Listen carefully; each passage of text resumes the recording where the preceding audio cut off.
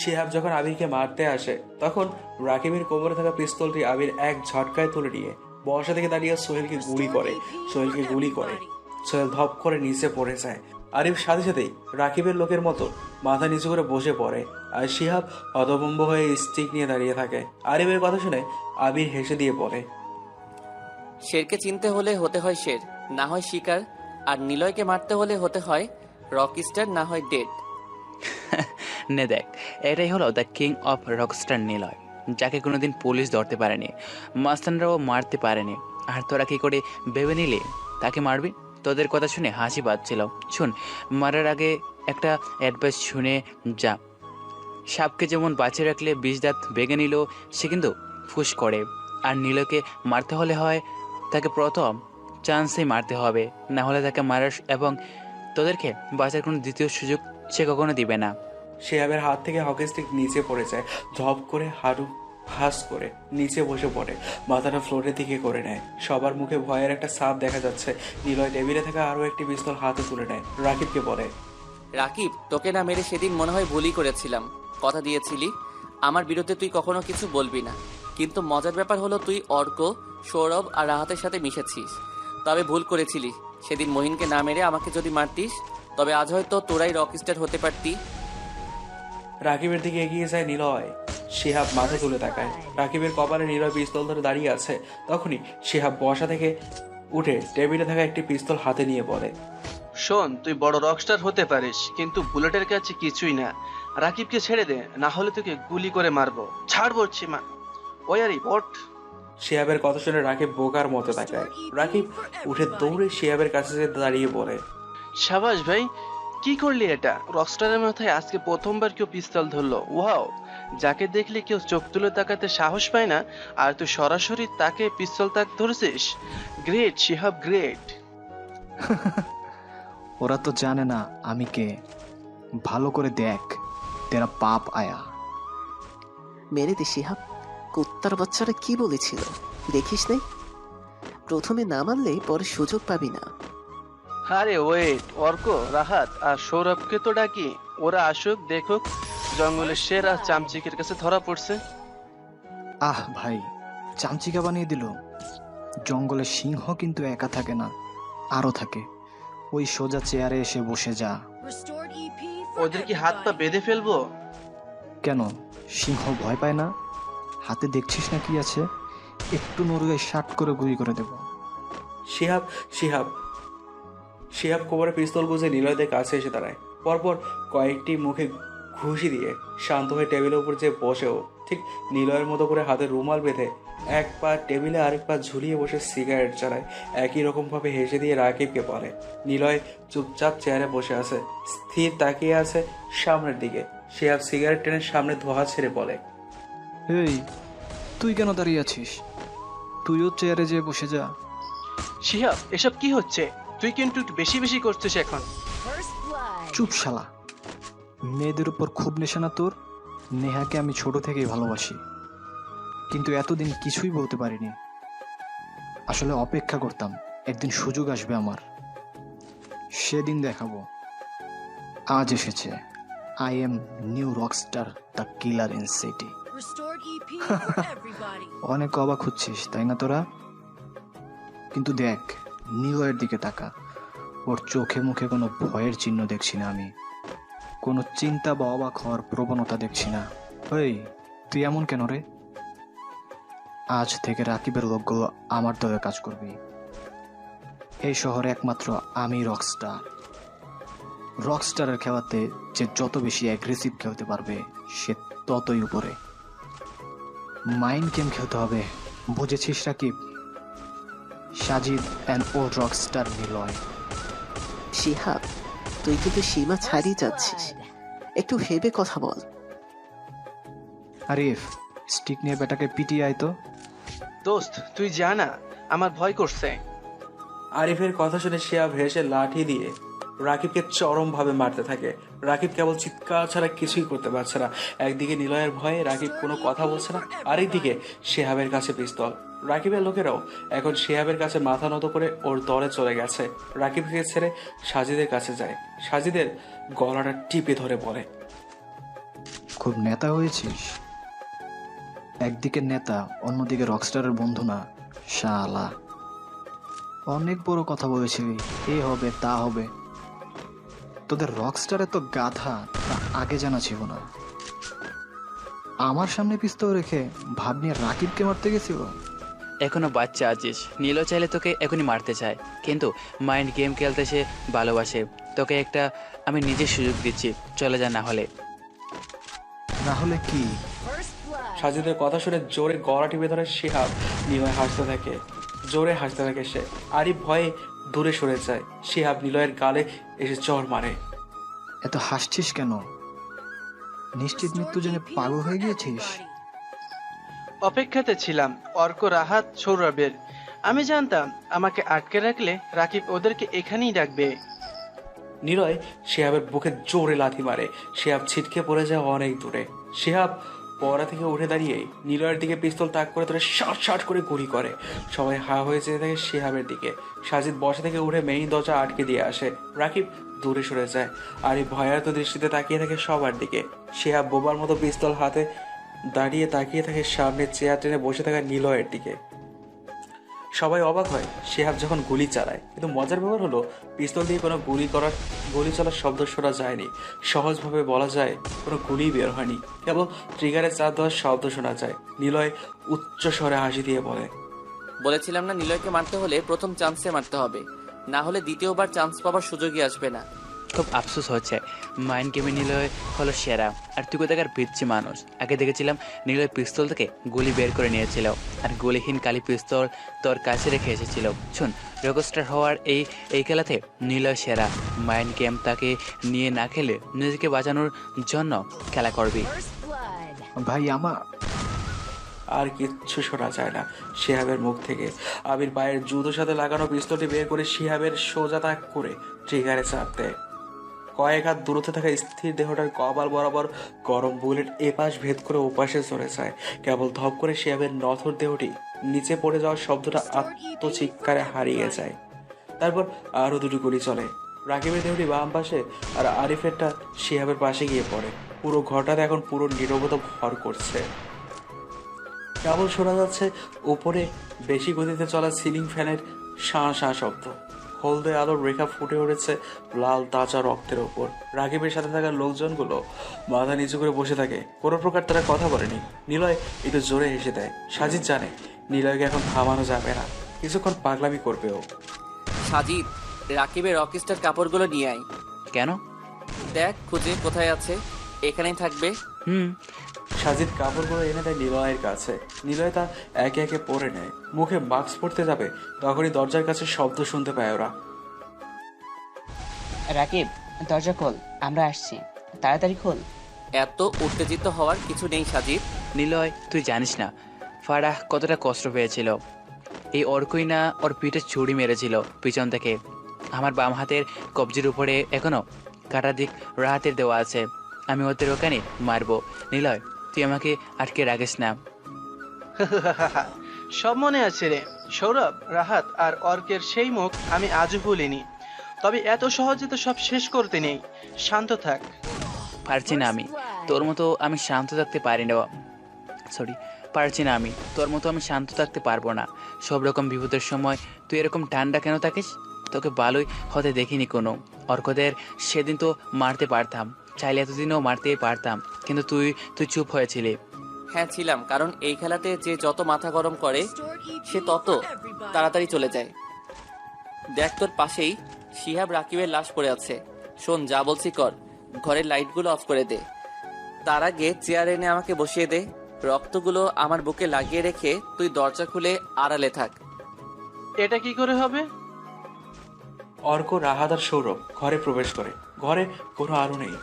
ঘরের উপরে কার্নিশ বেয়ে রাস্তার পাশে দাঁড়িয়ে থাকা ল্যাম্পপোস্টের আলো মৃদুভাবে ঘরে প্রবেশ করছে। একদম শুনশান নীরবতা। সাজিদ দরজা খুলে পাশে দাঁড়িয়ে আছে। রাহাত, দেখ তো ঘরের সুইচটা কোথায়। রাকিব, এ কোথায় রাকিব তুই? অর্ক রাকিবকে ডাকতে ডাকতে এগিয়ে আসে। হঠাৎ কিছু একটা বস্তুর সাথে হোঁচট খেয়ে অর্ক পড়ে যায়। হাতে আর মুখে কেমন তরল পদার্থ লেগে চ্যাটচ্যাটে একটা ভাব অনুভব করেও। কি হলো অর্ক? এভাবে পড়ে গেলি কেন? জানি না রে। এখানে ঝামেলা আছে, চল কেটে পড়ি। দোস্ত, সত্যি মনে হচ্ছে কিছু একটা হয়েছে, গায়ে কি সব লেগে গেছে, চল পালাই। কথাগুলো বলে অর্ক দরজার দিকে এগোতেই দরজা বন্ধ হয়ে গেল। অর্ক একটু চিৎকার দিয়ে বলে, কে কে দরজা বন্ধ করলো? রাকিব, তুই মজা করছিস তাই না? রাহাত, হাতে পিস্তল নিয়ে সামনে গুলি করতে থাক, ব্যাটা ঠিকই বের হবে। আরে মামা, তাকিয়ে দেখছিস কি? রকস্টার কিভাবে বসে আছে? মনে হচ্ছে তো মরে আছে, কাছে যাস না, শালাকে দিয়ে কোনো বিশ্বাস নেই। কিন্তু ওকে কে মারলো? রাকিবও তো মরে পড়ে আছে, তাহলে কে মেরেছে ওকে? আমি। ওরা চমকে ওঠে। হঠাৎ কারো গলার শব্দ শুনে ওরা চারপাশ দেখতে থাকে। পেছন থেকে সাজিদকে হাতে পিস্তল নিয়ে বের হতে দেখে ওরা। সাজিদ ভাই, আপনি? কেন, কাকে আশা করছিলি? না মানে আপনি আর নিলয়, মানে নিলয়কে আপনি খুন, দূর কিছুই বুঝতে পারছি না। এত বুঝে কি হবে? তবে শোন, তোরা এখান থেকে 3 বছর আগে যা করেছিলি সেটা ঠিক করেছিলি। শালা নীলয়দের মারছিলি, বালি করছিলি। এতদিনে বুঝেছি ও একটা হারামি, নিজেকে অনেক বড় কিছু ভাবেও। দিয়েছি আজ সবগুলোকে এখানে শুয়ে। কি মানে আপনিও নিলয়ের সাথে বেইমানি করেছেন? গ্রেট ভাই, গ্রেট। ভাই মনে আছে আমাকে একটা সামান্য কারণে চর মেরেছিল? আপনার গার্লফ্রেন্ডের হাত ধরেছিলাম বলে নিলয় আমাকে মেরেছিল, খুব রাগ হয়েছিল ভাই, মনে হয়েছিল শালাকে সেদিনই মেরে দিই। তুই হাত ধরিস নাই, আরো বেশি কিছুক্ষণ করছিলি। আচ্ছা বাদ দে, নে ধর গুলি কর। কাকে? নীলয়কে কেন? রাগনি তোর? লাশের উপরে গুলি কর, কোনো ব্যাপার না। শালা নিলয়, তোর জন্য অনেক ভয়ে ভয়ে জীবন কাটিয়েছি, আর না। দাঁড়া দাঁড়া, আমি আগে চলে যাই। বন্ধু ছিলি রে, তাই ওকে তুই মারবি সেটা দেখতে পারবো না। সাজিদ কথাগুলো বলে পিস্তলটা হাতে দিয়ে দরজা খুলে দেয়। অর্ক সাজিদের দিকে তাকিয়ে আছে। সাজিদ মুচকি এসে অর্কের দিকে তাকিয়ে ইশারা করে গুলি চালাতে অর্ক ট্রিগারে চাপ দিতে অর্কের কান ঘেঁষে একটা স্নাইপারের গুলি বেরিয়ে যায় আর সোজা যায় রাহাতের ডান কাঁধ বরাবর লাগে। রাহাত ছিটকে পড়ে যায়। অর্ক আর সৌরভ ভয়ে লাফিয়ে ওঠে। অর্কের হাতে থাকা পিস্তলে কোনো গুলিই ছিল না, এর জন্য ট্রিগারে চাপ দিয়েও চেয়ারে বসে থাকা নিলয়ের গায়ে গুলি লাগেনি। অন্যদিকে সৌরভ আর অর্ক পিছনে তাকাতেই অবাক, কারণ ভয়ার্থ দৃষ্টিতে তাকিয়ে থাকে। অন্যদিকে সৌরভ আর অর্ক পেছনে ফিরতেই অবাক আর ভয়ার্থ দৃষ্টিতে তাকিয়ে থাকে। আশরাফ, হাসান, সায়ান আর সাকিবের সাথে সাজিদ ধীর পায়ে এগিয়ে আসে। ওদের চারজনের গায়ে রকস্টার পোশাক, কালো লম্বা কোট, মুখে মাস্ক, সাথে লম্বা টুপি। সাজিদের হাতে স্নাইপার গান। রাহাত মাটিতে পড়ে আত্মচিৎকার করতে থাকে, বারবার বলতে থাকে, অর্ক, আমাকে বাঁচা, তোরা পালা, ওরা রাকিবকে মেরে ফেলেছে, আমরাও মরবো। কেন আসলাম এখানে? ভুলে গিয়েছিলাম নিলয়কে মারা এত সহজ কাজ না, বিশেষ করে রাকিবের ক্ষেত্রে তো একদমই না। চিন্তা করিস না, আজ সবগুলোকে এখানে মারবো। কোমর থেকে অর্ক আর সৌরভ পিস্তল বের করে সাজিদকে গুলি করবে, তখনই আরও একটি গুলির শব্দ শুনতে পায় ওরা। অর্ক হা হয়ে যায়। সামনে থাকা কেউ গুলি করেনি, অর্করাও গুলি করেনি। তাহলে তাহলে কে করলো? রাহাতের করে চিৎকারও আর শোনা যাচ্ছে না। তবে কি রাহাত আর নেই? অর্ক ও সৌরভ পেছনে ঘুরে তাকায়। অবাক হয়ে দেখে নিলয় দাঁড়িয়ে আছে আর রাহাতের মুখ দিয়ে রক্ত বের হচ্ছে। রাহাত কোনো কথা বলছে না, চোখ বন্ধ করে শুয়ে আছে। I am back mister Arka. নিলয়ের কথা শুনে অর্ক পিস্তলটি নিচে ফেলে দেয়। এরপর হাঁটু ভেঙে ধপ করে নিচে বসে মাথাটা নিচু করে কাঁদতে থাকে। অর্ক জানে এখন আর কোনো উপায় নেই নিজেকে বাঁচানোর। সৌরভও অর্কের সাথে একইভাবে বসে থাকে। নিলয় একটা সিগারেট চালায়, ধীর পায়ে হেঁটে আসে ওদের কাছে। আশরাফ যে একটা চেয়ার এনে দেয় নিলয়ের কাছে। নিলয় অর্কের সামনে চেয়ারে বসে সিগারেটের টান দিয়ে বলে, এখানে এসে আমাকে ওভাবে থাকতে দেখে কি ভেবেছিলি আমি মরে গিয়েছি? হা হা হা হা। একটা জঙ্গলে অনেক সিংহই থাকতে পারে, কিন্তু রাজা হয় একজন, আর আমি আমার এই রকস্টার শহরের রাজা। রাজা অসুস্থ হয়ে থাকলেও তাকে সবাই ভয় পায়। খুব কষ্ট হচ্ছে? ভয় করছে? খারাপ লাগছে? হা হা হা। আমারও অনেক কষ্ট হয়েছিল ফারাকে যখন মেরেছিলি, আমাকে যখন গুলি করেছিলি। জানিস, ফারা আর সাজিদ আমার সবকিছু। তবু তোরা কেন এমন করেছিলি? তোরাও কি আমার কাছে শত্রু হয়েছিলি? জানিস অর্ক, আমি কেন রকস্টার? যখন ক্লাস 5-এ পড়তাম তখন জেনেছিলাম আমি আমার বাবা মায়ের বিয়ে ছাড়াই একটা অবৈধ সন্তান। মা তার বড় বাপের কাছে আমাকে রেখে মরে যায়, তিনিও কদিন পর চলে যান। হয়ে যায় একা, খুব একা, যেখানে থাকতো না কোনো সুখ। থাকতো না কোনো বড়লোক বাবার টাকায় চলা আনন্দ। নানুর জায়গা থেকে মায়ের বড় বোন তাড়িয়ে দেয়। খুব ছোট ছিলাম, কি করব আমি। রাস্তার পাশে অনেক রাতে বসে বসে কাঁদছি। হঠাৎ কারো কোমল হাত আমার মাথায় এসে পড়ে। আমি কান্না থামিয়ে তাকিয়ে দেখি একজন মিলিট ফিঙ্গার মানে একজন হিজড়া দাঁড়িয়ে আছে। কিরে, তুই কাঁদছিস কেন? আর এত রাতে এখানে বসে কি করছিস? জায়গাটা ভালো না। তোর মা বাপ কই? আমার কেউ নেই, আজ দুপুর থেকে না খেয়ে আছি। অনেক জায়গায় খাবার চাইছি কিন্তু আমাকে কেউ খেতে দেয়নি।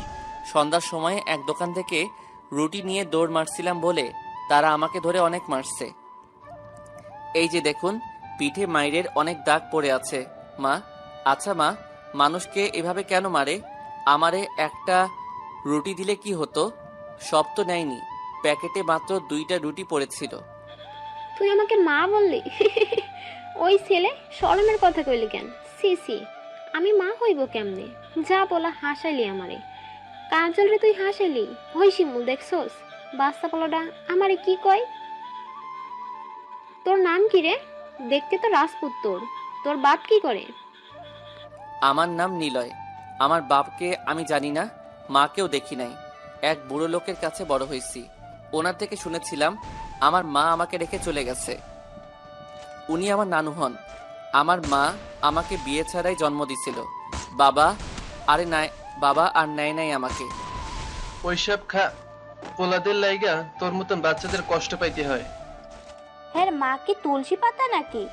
মা পীড়িতের আগুন নেভানোর লাগা আকাম করছে, যার জন্য পোলারা এমন কষ্ট করে বাইচা আছে। ওরা হাসি থামিয়ে গম্ভীর হয়ে কথা বলে। মজার ব্যাপার হলো, কাজল নামে সেই মিডিল ফিগার আমার মাথায় হাত বুলিয়ে দিচ্ছিল। আমি তখন একটুও কান্না করিনি, চুপচাপ বসেছিলাম। শোন নীল, তোকে নীল বললাম, নীলয় বলবো না। হ্যাঁ শোন, যা বলছি, আমরা হিজড়া, আমরা মা বাবা কিছুই হইতে পারো না। তোর ভাগ্যটা উপরওয়ালা যেমন করে ঠিক করছে সেইটাই হয়েছে। আমাদেরও ভাগ্য এমন ছিল দেখাই আজ আমরা এখানে। ছেলে নাকি মেয়ে, বুড়ো নাকি জোয়ান, বড় কি ছোট, এসব কিন্তু আসল কথা না। আসল কথা হইল আমরাও মানুষ, তারাও মানুষ। তোর সাথে আমাদের মিল কোথায় জানোস? তোর মা বাবা কে জানিস না। তুই এতিম হয়ে কষ্টে আছিস, আর আমরা আমাদের মা বাবাকে চিনি, কিন্তু তারা আমাদের ফেলে দিয়েছে রাস্তায়। তোকেও ফেলে দিয়েছে রাস্তায়। তুই যাবি আমাদের লগে? ভয় পাস না, তোকে হিজড়াদের মতো করে চলতে দেব না আমি। আমাকে মা ডাকছিস, তোকে আমি শের বানাবো, সমাজে দেখিয়ে দেব একজন হিজড়ার কাছে থাকা ছেলে অনেক কিছুই পারে। তুই একখান কথা কাউকে জানতে দিবি না তুই আমাদের লগে থাকিস। আমরা হিজড়া বস্তিতে থাকলেও তোকে আমরা আলাদা রাখবো। কেন আমি তোমাদের সাথে থাকবো? দূর পাগল, সমাজে তুই বড় হইলেই মানুষ মাইনা নিব না রে। তুই আলাদা থাকবি। রাইতে তোকে যে আমরা খাইয়ে দেব, ঘুম পাড়াই দেব, স্কুলে যাওয়ার জন্য টাকা দেব। তুই কিন্তু পড়াশোনা করবি। আচ্ছা, তবে তুমি আমার বাবা আর উনি আমার মা। ওই কাজল, দেখ দেখ পিচ্চিটা কি কয়, আমি নাকি তোর বর আর তুই আমার বউ হইছিস। এইটা কি দেখার বাকি আছিল? আহ শিমুল, ও অত বোঝে নাকি? দেখিস না কত সুন্দর করে কথা বলছে। দেখিস ও একদিন অনেক বড় কিছু হবে। মানুষের নাম শুনলেই তাকে দেখতে আসবে, দেখে নিস। হ বেটি, চল এখন বাড়িতে যাইগা। ওকে কিছু খাইতে দিতে হবে নাকি? আচ্ছা, তবে তুমি আমার বাবা আর উনি আমার মা। আমি ওনাদের সাথে চলে যাই, থাকতে শুরু করি। স্কুলে আমাকে ভর্তি করে দেয়। দিনের বেলাতে ওনাদের আমি দেখিনি 5 বছরের মধ্যে। কি করতো, কোথায় যেত আমাকে বলেনিও কোনোদিন। কলেজে যেদিন প্রথম উঠি সেদিন কলেজ থেকে বাড়ির দিকে আসতেছিলাম। আমারে কয়েকজন ছেলেরা বলতে থাকে, ওই দেখ নিলয় যাচ্ছে, হিজড়ার ছেলে নিলয়, চল চল চেক করে দেখি জিনিস আছে নাকি। প্রতিনিয়ত এরপর থেকে আমাকে দেখলেই তারা এমন করে খেপাতো। আমি কিছুই বলতাম না, কারণ হিজড়া মা আমাকে শিখিয়েছিল কখনো কখনো কোনো ক্ষেত্রে রাগ না দেখিয়ে চুপচাপ সহ্য করে আসতে হয়। তবে ভালোই দিন যাচ্ছিল। হিজড়া বস্তি থেকে শিমুল আর কাজলকে বের করে দেওয়া হয়। আমাকে নিয়ে তারা চলে আসে অনেক দূর। আমার পড়াশোনার ঠিকমতো খাওয়ানোর জন্য তারা ওখানে ভিক্ষা অবধিও করেছে। একদিন বিকেলে আমি বাড়িতে আসছিলাম, বিশাল এক বাড়ির সামনে অনেক লোকজন দেখতে পাই। আমি কৌতূহলী হয়ে সেখানে যে দেখি দুজন শাড়ি পরা মহিলা উপর হয়ে পড়ে আছে। কেউ একজন লোক, একজনের মুখ সোজা করে। আমি বোকার মতো দাঁড়িয়ে থাকি সেখানে, চোখ দিয়ে পানি ঝরে পড়তে থাকে, হাত পা যেন কাঁপতে থাকে। সেই সময় বাবা বলে যাকে ডাকতাম, শিমুল, উনি মাটিতে রক্তাক্ত হয়ে পড়ে আছে, নিঃশ্বাস আর চলছে না। জোরে চিৎকার দিতে যাব, তখনই খুব মৃদু গলাতে শুনলাম, নীল, নীল, নীল, আমার ছেলে নীল। চিৎকারটা আমার কান এড়ায়নি। বাবার পাশেই তো মা পড়েছিল। আমি মা বলে চিৎকার দিয়ে দৌড়ে কাছে যাই। গলাতে, পিঠে, হাতে মাকে পিটানো অনেক দাগ দেখা যাচ্ছে। আমি সবাইকে বলি মাকে হসপিটালে নিয়ে যেতে, কিন্তু সেদিন মানবতার পরিচয় না দিয়ে মানুষগুলো হিজড়াকে মা বাবা বলে ডাকাতে হেসে মজা নিয়েছিল। যখন কাউকে না পেয়ে মাকে কোলে তুলে নেই, তখন মা আস্তে গলায় বলে, বাবা নীল, তোকে শেষ অবধি দেখে যেতে পারবো না রে, খুব স্বপ্ন ছিল তোকে নিয়ে। যাই হোক, যা কিছু করিস না কেন, সব সময় পরে অন্যদের একটু উপকার করবি, এদের মতো সবকিছু হেসে উড়িয়ে দিবি না। এই বাড়ির লোকগুলো অনেক খারাপ রে। একটা বাচ্চা হয়েছে, তাকে বাঁচানোর পর টাকা চাইছিলাম একটু, তাকে নাচানোর পর টাকা চাইছিলাম একটু বেশি। বুঝিস তো, বয়স হয়েছে, সব জায়গাতে তো যেতে পারি না, তোর কলেজেরও টাকা দিতে হবে, তাই টাকাটা বেশি চেয়েছিলাম, কিন্তু ওরা দিতে চায়নি। আমরা নেওয়ার জন্য জোর করতে থাকি, শেষে ওরা আমাদের এসে পিটাতে থাকে। বুঝিসই তো, আমরা সাধারণ মানুষের মতো না, মুখ থেকে গালি তো বার হইবই। একটু ঝামেলা হতেই আজ উনি মারা যায় আমার কোলে। আমি এসব সেদিন সহ্য করতে পারি নাই। সেই বাড়ির একজন লোক বাইরে তখন এসে ঝাড়ি দিয়ে বলতে থাকে, ওই এখানে এত ভিড় কেন, জলদি জায়গা ফাঁকা কর। সেদিন নিজের রাগটা কন্ট্রোল করতে পারিনি। রাস্তার পাশে ডাব বিক্রি করছিল, সেই ভ্যানের উপর একটা ডাব কাটা দা ছিল। মাকে নিচে নামিয়ে দৌড়ে যেয়ে সেই দা নিয়ে এসে লোকটার গলা এক কোপে কেটে ফেলেছিলাম। বাড়ির আরো একজন লোক এসে আমাকে মারতে আসে, তার কাঁধেও একটা কোপ দিয়েছিলাম। এরপর লোকেরা আমাকে অনেক মেরে পুলিশের কাছে দিয়ে দেয়। সেখানেই এখন বুঝেছি তুই কেন আমাদের এতদিন তোর ব্যাপারে বলিস নাই।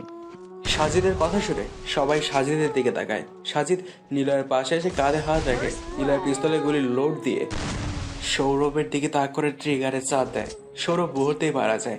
অর্ক নিলয়ের দিকে তাকানোর সাহস পায় না। নিলয় সিগারেটে টেনে বলে, আমাকে বলতিস তোরা রকস্টার হতে চাস, আমার জায়গাটা নিতে চাস, কিন্তু একবারও বলিসনি।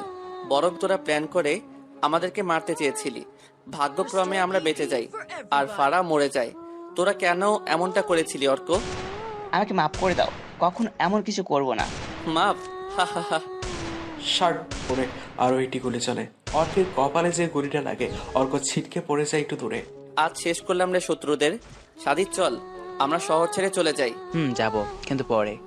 পরে? পরে কেন? পরে জানতে পারবি। আমি এখন বাড়ির দিকে গেলাম, পরে তোকে সব বলবো। সাজিদ চলে যায়। নিলয় কিছুক্ষণ অবাক হয়ে তাকিয়ে থাকে। সাজিদ ঘর থেকে বের হয়ে পকেট থেকে ফোন বের করে কল দেয়। ফোনের ওপাশ থেকে কোনো শব্দ আসে না। চুপ করে ফোন কেটে দেয়। তোমার কাজ হয়ে গেছে, তুমি কি রেডি? ফোনের ওপাশ থেকে কোনো শব্দ আসে না। টুক করে ফোনটা কেটে দেয়। বাংলো থেকে বের হয়েই সাজিদের গাড়ি করে চলে আসে সে। বাংলোয় সেই ঘরে 5 জন লোক বসে আছে, নিলয়, আশরাফ, সাকিব, সায়ান আর হাসান। তুমি কি সত্যিই চলে যাবে? না, কেউ কোথাও যাবে না। ইয়েস নিশি, সিআইডি অফিসার নিশি। মানে আপনি সিআইডি অফিসার? এখন সবার মুখ থেকে মাস্কগুলো খুলে ফেলুন, না হলে পুলিশ সব দিকে এমন ভাবে ছড়িয়ে আছে, কোনো চান্স নেই এখান থেকে পালানোর। হা হা হা। নিশি চেয়ারে থাকা নিলয়ের দিকে তাকায়। নিলয় হাসছে। নিশি অবাক হলেও তা প্রকাশ করে না। নিশি নিলয়ের ব্যাপারে অনেক স্টাডি করেছে, কোনো পরিস্থিতিতে শান্ত থাকবে, এটাই তার স্বভাব। কিন্তু নিশি এখনো অবধি নিলয়কে দেখেনি। নিশির অনেক দিনের ইচ্ছে নিলয়কে সরাসরি দেখবে, কিন্তু এতদিনে সে কখনোই এমন সুযোগ পায়নি। আজ পেয়েছে তাকে দেখার এবং পুলিশের হাতে তুলে দেয়ার। মিস্টার নিলয়, হাসছেন কেন আপনি? পালিয়ে তো যায় বিড়ালরা, রকস্টার কখনো পালিয়ে যায় না। দেখুন, মুখ থেকে মাস্ক সরান আর আমাদের কাছে ধরা দিন নিজে থেকেই, না হলে এর ফল কিন্তু ভালো হবে না। সবাই আপনার দিকে বন্দুক তাক করে আছে, কোন রকম চালাকি করলে বুঝতেই পারছেন কি হতে পারে। কিছুই করতে হবে না, সব ডিপার্টমেন্টে বলা আছে নিলয়কে মৃত নয়, জীবিত ধরতে হবে। নিশি অবাক হয়। মাহবুব স্যারের কথা মনে পড়ে যায়। যখন তাকে এখানে পাঠানো হয়েছিল, মাহবুব স্যার বলেছিল যেভাবে হোক নিলয় যেন জীবিত থাকে আর ওকে জীবিতভাবেই ধরতে হবে। কিন্তু নিলয় এসব জানে কি করে? আমি চাইলেই আপনাকে গুলি করতে পারি। পারবেন না। আপনি আমাকে চেনেন না মিস্টার রকস্টার। আবিরকে তো চিনি, আমার একজন লোক ওর পিছনে লেগে আছে। আমি এখান থেকে না গেলে আবিরকে মেরে ফেলা হবে।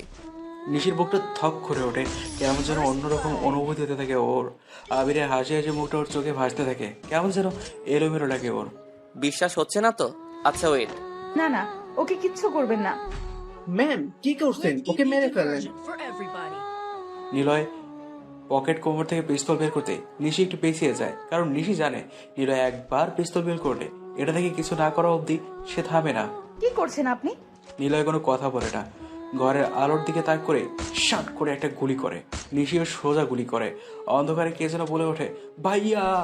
পুরো ঘর অন্ধকারে ছেয়ে আছে। নিশি বারবার চিৎকার করে বলতে থাকে, please don't fire, please don't fire. আলো পূর্ণ ঘরটা অন্ধকারে একদমই ছেয়ে গেছে। নিশির বুকটা ধক করে ওঠে, কারণ ওদের মধ্যে কেউ একজন ভাইয়া বলে চিৎকার করে ওঠে। তবে কি নিশির চালানো গুলিটা নিলয়ে লেগেছে, নাকি যে চিৎকার করে উঠেছিল তার? না না না, যে চিৎকার দিয়ে উঠেছিল তার ভয়েসটা আর্তনাদের মতো ছিল না, যন্ত্রণাদায়ক ছিল না। তাহলে কি নিলয়ে লেগেছে? নিশি এসব ভাবতে ভাবতে প্রায় সব পুলিশ ঘরে টর্চ দিয়ে প্রবেশ করে। টর্চের আলোয় নিশি দেখে সেখানে কেউ নেই, কেবল পড়ে আছে অনেকগুলো লাশ। কিন্তু সেগুলো নিলয় বা ওর সাথে থাকার কারণ না। কিন্তু নিলয় যে চেয়ারে বসেছিল সেখানে একটা মাস্ক খুব গোছালো অবস্থায় রাখা আছে। নিশি সবাইকে শান্ত হতে বলে ধীর পায়ে এগিয়ে মাস্কটা হাতে নেয়। নিলয়ের মুখে থাকা মাস্ক এটা। তার মানে নিশির সাথে কি তবে নিলয়ের মাইন্ড গেম শুরু হবে? নিশি কেমন যেন অন্যরকম ভাবে ভাবতে থাকে। নিশি দেখে চেয়ারে লেগে আছে রক্ত, রক্তের ফোঁটা পেছনে দরজা দিয়ে চলে গেছে। তার মানে ওদের কারো গুলি রেখেছে, আর ওরা এই ঘরের পেছন দিক দিয়ে চলে গেছে। নিশি মাস্কটা নেড়ে ছেড়ে দেখতে থাকে। মনে পড়ে ম্যাগাজিনে পড়া নিলয়ের খুনের ব্যাপারে। ও যাদেরকে মারতো তাদের লাশের পাশে ও রেখে আসা মাস্ক গোছালোভাবে রাখা থাকতো। ম্যাম ওরা বেশি দূরে যায়নি, চলুন পিছু নেই। না থাক, মাঝে মাঝে জঙ্গলের শেরও পালিয়ে যায়, তার মানে এই নয় যে তার হিংস্রতা কমে যাবে। এখানে ওরা 5 জন থাকলেও ওদের আরো লোক আমাদের উপরে নজর রেখেছিল। যদি কিছু করতাম তবে হয়তো আমরা এখান থেকে বেঁচে ফিরতে পারতাম না। কিন্তু এটা ভাবছি আমি, নিলয় চাইলেই তো আমাকে মারতে পারতো, সবাইকেই মারতে পারতো। তাহলে কেন সে এটা করেনি? হয়তো আমরা সংখ্যায় বেশি ছিলাম আর আমাদের কাছে অস্ত্র ছিল বেশি। না সাহেব, নিলয়কে আপনি চেনেন না, তাহলে ওর কাছে এটা কোনো ব্যাপার না। না সাহেব, নিলয়কে আপনি চেনেন না, তাহলে ওর কাছে এটা কোনো ব্যাপার না। ও চাইলে ওদের লোক আমাদের স্নাইপার দিয়ে দূর থেকে মেরে দিতে পারতো। আর ও যেখানে মিশনে যাক না কেন, সেই জায়গা কিংবা ওর সাথে যা হবে না হবে সব কিছুই উপরে প্ল্যান করে সে যায়। যতটা সহজ ওকে ভাববেন সে ততটাই কঠিন। ও ঠিকই বলেছিল, আবিরের উপর ওর লোক লেগে আছে। আপনি চাইলেই আপনার বাসায় ফোন দিয়ে দেখুন, বাড়ির মানুষেরাই বলবে কয়েকজন লোক আমাদের আটক করে রেখেছিল। আচ্ছা। শাহেদ নামের অফিসার সত্যি বাড়িতে ফোন দেয়, আর হতভাবে নিশির সামনে এসে দাঁড়িয়ে মিনমিন গলায় পড়ে, ম্যাম আপনি ঠিক ছিলেন। 2 জন লোক আমার বাসায় আমার মা বাবা ওয়াইফের উপর পিস্তল নিয়ে বসেছিল। তার মানে ম্যাম আমরা ভেবেছিলাম নিলয় আমাদের কাছে বন্দী, কিন্তু কি হলো, উল্টো আমরাই বন্দী হয়ে গেছি। নিলয় যাওয়ার পর বাড়ি থেকে অস্ত্রধারীরাও চলে গেছে। ওরাও মুখ দেখেনি, মাস্ক পরা ছিল। নিশি কিছু বলতে চেয়েও বলে না, কেবল মাস্কটা হাতে নিয়ে ভাবতে থাকে। বাল্বে গুলি না করে যদি সে আমার বুকে গুলি করতো, সে চাইলেই তো পারতো। ভয়ে কোনো অফিসারই তো এগিয়ে আসতো না। নিলয় চাইলেই তো আমাকে মেরে চলে যেতে পারতো, কিন্তু এভাবে কেন গেল? আমি তো ভয় পেয়ে ফায়ার করেছিলাম। গুলিটাও বা কার লাগলো? যদি নিলয়ের লাগে তাহলে আবিরকে তো মেরে ফেলবে। না না, এসব আমি কি ভাবছি? আবিরকে মারবে কেন? ওকে মারলেও বা আমার কি? ধুর, কি হচ্ছে আমার সাথে? ভাইয়া শফিক সাহেবের বাড়ির সামনে চলে আসছে। নিলয়ের গাড়ি শফিক সাহেবের বাড়ির সামনে এসে থেমেছে। নিশি যে গুলিটা চালিয়েছিল সেটা নিলয়ের বাম হাতে এসে লাগে। একেবারে ডক্টর দেখিয়ে নিলয়কে শফিক সাহেবের বাড়ির সামনে নিয়ে এসেছে ওরা। এখন অনেক রাত, সবাই ঘুমিয়েছে। শফিক সাহেব এসবের কিছুই জানে না। সারাটা রাস্তা নিলয় কোনো কথা বলেনি, কেবল একটা বিষয়ে ভেবেই চলেছে। সাজিদ ওখান থেকে যাওয়ার পরই পুলিশ চলে আসে। সাজিদ কেন তাড়াতাড়ি বের হয়ে চলে গেল? কি হয়েছে ওর? নিশি কি সাজিদের পরিচিত? কেমন পরিচিত? আবিরের নাম বলতেই নিশ্চুপ হয়ে যায়। ওর মুখে আবিরের প্রতি আমি অনুভূতি দেখেছি, তাহলে সাজিদের সাথে কি কিসের সম্পর্ক ওর? নাকি আমি ভুল কিছু ভাবছি? সাজিদের ফোনেও তো অনেকবার কল করছি, ওর ফোন অফ। কেন এমন হচ্ছে? কিছু তো একটা নিশ্চয়ই আছে। তোর এখনই যা, কেউ দেখলে সমস্যা আছে। তোদের বললাম একেবারে বাড়ির সামনে আসিস না। তুমি কি যেতে পারবে? হুম। নিলয় গাড়ি থেকে নামে। নেহা তখনও জেগে আছে। চিলেকোঠার ঘরটাতে সে আজ অনেকবার গিয়েছে। ঘরটা আগের মতো বন্ধ করে দেবে, তাই নিলয়ের সবকিছু গুছিয়ে সে নেহার পাশের রুমে শিফট করার ব্যবস্থা করেছে। শফিক সাহেবের বারণ করা সত্ত্বেও নেহা নিলয়ের ঘরে যা কিছু ছিল সব কিছু বের করে এনেছে। যখন সে ঘরের সব কিছু গোছাচ্ছিল তখনই সে দেখতে পায় নিলয়ের নামে যে ম্যাগাজিন আছে সেটাতে নিলয় যে কাপড়গুলো পরেছিল সবটাই এখানে আছে। কালো পোশাকের মাস্ক সহ পুরো বান্ডেল দেখছে ও। বড় কথা, সে রুমে অনেকগুলো সিগারেটের প্যাকেট দেখেছে, সেই সাথে দেখেছে নিলয়ের পিস্তলগুলো। নেহার কাছে এখন আর কোনো রহস্য বাকি নেই। একবার ভেবেছিল সবকিছু নিলয়ের আবির রেখে দিয়েছে, কারণ সে নিলয়ের ব্যাপারে যেদিন থানাতে কথা বলেছিল। রাতে যখন শেষবার নেহা নিলয়ের চিলেকোঠার ঘরে এসেছিল তখন ওর বাবা অফিস থেকে ফিরে এসে দেখে নেহা নিলয়ের জন্য ওর পাশেই রুম ঠিক করেছে, আর নিলয়ের সব জিনিস সেই রুমে এনে রেখেছে নেহা। শফিক সাহেব তখন দৌড়ে চিলেকোঠার ঘরে আসতেই ভুলবশত তিনি বলে ওঠেন, নেহা, তুই নীলার ঘরে কি করছিস? তখনই নেহার কাছে সবকিছু ক্লিয়ার হয়ে যায়। প্রথম থেকে শেষ অবধি সে সবকিছু ভাবতে থাকে। ব্যালকনিতে দাঁড়িয়ে সে সন্ধ্যা রাত অবধি নেহা নিলয়কে নিয়ে অনেক ভেবেছে। তার ম্যাগাজিন সব পড়েছে। নিলয়ের তেমন খারাপ দিক নেহা পায়নি। মাস্তান হিসেবে নিলয়ের কোনো আগমন মাস্তান হিসেবে নিলয়ের কেন আগমন হয় সেটা কেউ জানে না। কেবল তাকে নিয়ে লেখা হয়েছে কিভাবে সে মাস্তানি করে বেড়ায়। আচ্ছা, নিলয় কি আর আসবে না? সন্ধ্যায় তো চলে গিয়েছে, কেন আসবে না?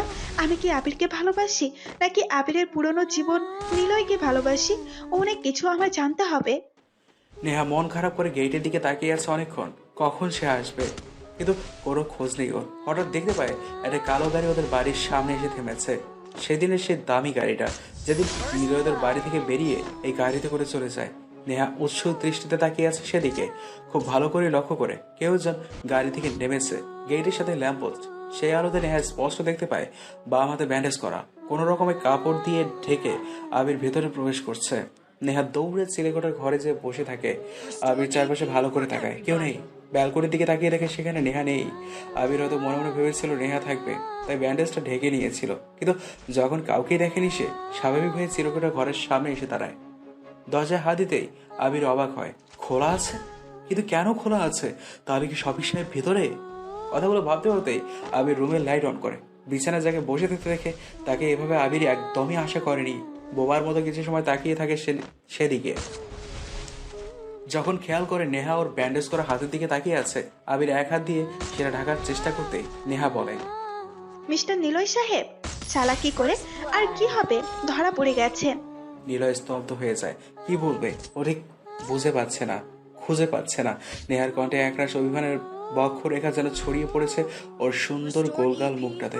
অভিমানটা কিসের? ভালোবাসার নাকি মিথ্যে গোপন করার? আমি জানি তুমি আবির নও, তুমি হলে একজন মাস্তান, দি কিং অফ রকস্টার।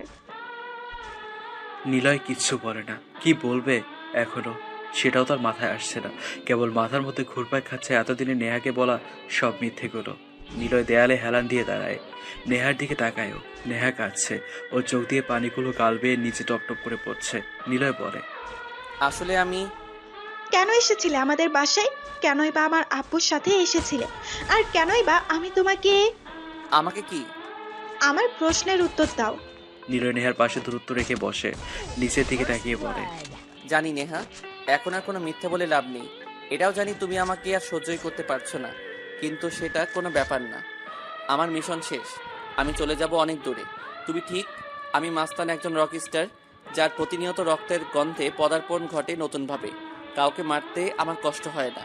কি করব বলো? ছোট থেকেই তো মা বাবাকে আমি চিনি না, কার গর্ভে হয়েছিলাম সেটাও জানি না, কে আমাকে জন্ম দিয়েছিল জানি না। আমি যখন কিছু বুঝতে শিখেছি একজন বুড়ো লোকের কাছে ছিলাম।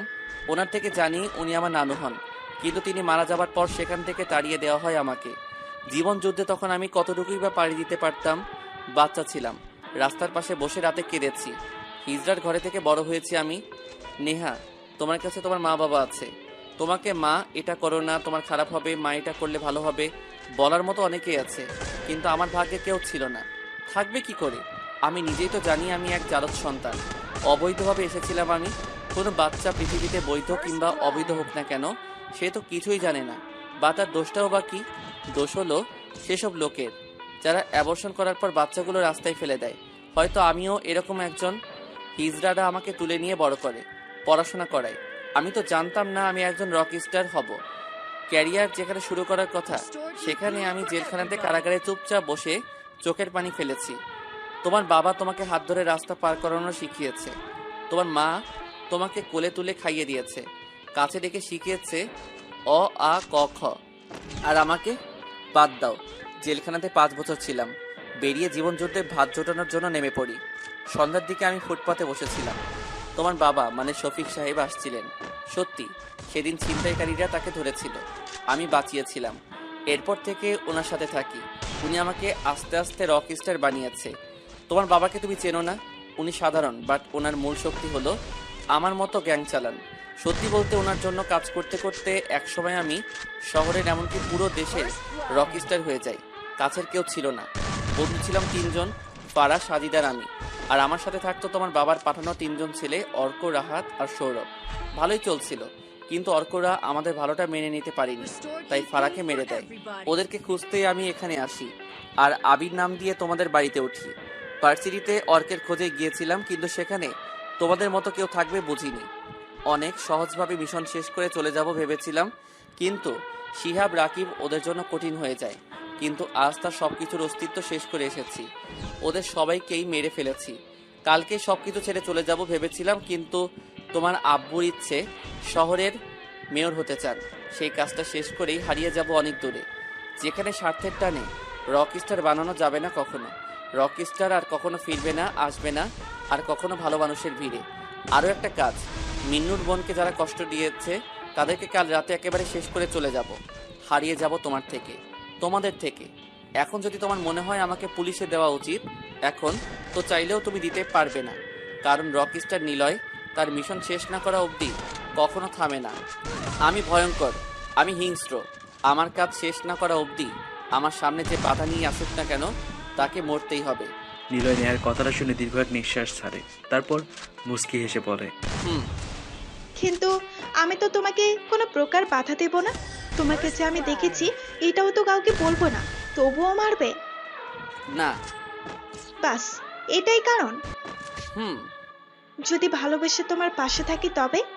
নিলয় কোনো কথা বলে না। নেহা নিলয়ের পাশে এসে বসে। নিলয় বসে থেকে উঠে দাঁড়িয়ে বলে, এটা দেখেছো? বাম হাতে গুলি লাগার চিহ্ন। যদি এটা বুকে এসে লাগতো তাহলে? লাগবে না কখনো। শোনো নেহা, মেয়েরা সবচাইতে ভুল করে কখন জানো? যখন ওর পাশে শত শত ভালো ছেলে থাকা সত্ত্বেও সে হুট করে ভালোবেসে ফেলে কোনো খারাপ ছেলেকে। এর কারণ মেয়েরা ছেলেদেরকে ফিরাতে ফিরাতে এমন এক জায়গায় এসে আটকে যায় যেখানে তারা না পারে থাকতে আর না পারে চলে যেতে। আমি চাই না তুমি ভুল করো। আমার অনিশ্চিত জীবনে আমি কাউকে চাই না। আর শোনো, রক স্টারের নেশা রক্তে, নারীতে নয়। নিলয়ের কিচ্ছু বলে না। চিলেকোঠা থেকে বের হয়ে নেহার পাশের রুমে চলে আসে। রুমে ঢুকতে দেখে সেখানে শফিক সাহেব বসে আছে। সরি নিলয়, তোমার সিক্রেট আর রাখতে পারিনি। নেহা জেনে গিয়েছে সব। আমার মেয়র হওয়ার ব্যাপারটা কি করলে? আর সাজিদ? শফিক সাহেব প্রশ্ন করে থামলেন। সোর্স মারফত জানতে পারি নিলয় এখন এই শহরে, আর তারই লোক কেউ একজন ইউনিভার্সিটিতে আছে। আচ্ছা, তুমি তো গ্রাম থেকে এসেছো, তুমি আবার নিলয়ের লোক না তো? কি কি বলো এসব? নিশি আবারও চোরে হেসে ওঠে। আমি নিশির দিকে তাকিয়ে আছি। কয়েক হাত দূরে সরে গিয়ে বসে আবির। নিশি তার হাসি থামিয়ে বলে, আরে মজা করছিলাম, তোমাকে দেখে কখনোই নিলয়ের লোক বলে মনে হয় না। ওরা অনেক বুদ্ধিমান হয়, তোমার মতো নাদান মার্কা হয় না, বুঝছো? ওই তুমি কিন্তু আমাকে অপমান করলে। আচ্ছা বাবা, সরি। তুমি যে মারামারিতে ভীতু, সন্দেহ হয় আমার যে তুমি কখনো কারোর সাথে ঝগড়াও করেছো কিনা। তবে প্রমিস করেছো কিন্তু তুমি কাউকে এসব বলবে না। তুমি অনেক ভালো একটা ছেলে, এই কারণেই তোমাকে সব বললাম। নিলয়কে ধরতেই আমার এখানে আসা। তাই শিহাবের মা মানে আমার দুঃসম্পর্কের একটি আন্টি হয়, তাই শিহাবদের বাসায় উঠেছি। তুমি তো নেহাদের বাড়িতেই থাকো, তাই না? চলো এখন ক্লাস করব না আজকে কোথাও ঘুরি। তুমি তো গ্রাম থেকে এসেছো, শহরটাও ঘোরা হয়নি, চলো ঘুরি। আর ঘুরতে ঘুরতে শুনবো তোমার কথা। হুম। আবির আর নিশি ক্যাম্পাস থেকে বের হয়। আবির মনে মনে হাসছে। কেন হাসছে তার কারণগুলো তবে তা প্রকাশিত হয়েই যাচ্ছে। পকেটে হাত গুজে ফারহার কথাগুলো ভাবেও। মূলত ফারা আর শফিক সাহেবের কারণে আবির এসেছে এখানে। ফারার কথা মনে পড়তেই বুকটা কেমন যেন কেঁপে ওঠে। চোখের সামনে ওর রক্তাক্ত শরীরটা ভেসে ওঠে। তারপর তোমাকে দেখার পর রাকিব ফুট করেই কেন ক্যাম্পাস থেকে চলে গিয়েছিল? ফুচকার প্লেট থেকে একটা ফুচকা তুলে যখন আবির মুখে দিতে যাবে তখনই নিশির এমন কথা শুনে আবির কেঁপে ওঠে। আবির ঠিক কি করবে ভেবে উঠতে পারছে না।